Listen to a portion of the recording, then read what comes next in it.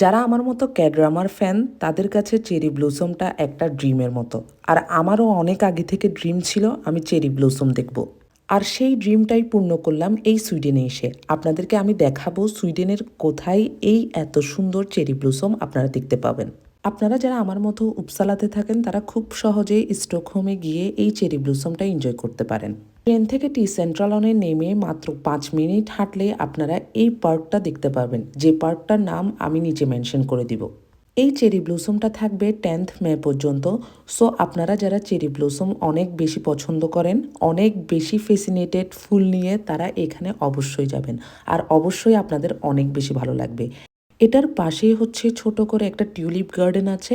এটা খুবই ছোট কিন্তু দেখতে খুবই সুন্দর লাগছে। যেহেতু আমি এই প্রথম টিউলিপ দেখছি তাই আমার কাছে খুবই ভালো লাগছিল। এখানে টিউলিপ গার্ডেনের ফুলগুলো এখনও একদম সম্পূর্ণভাবে ফুটেনি,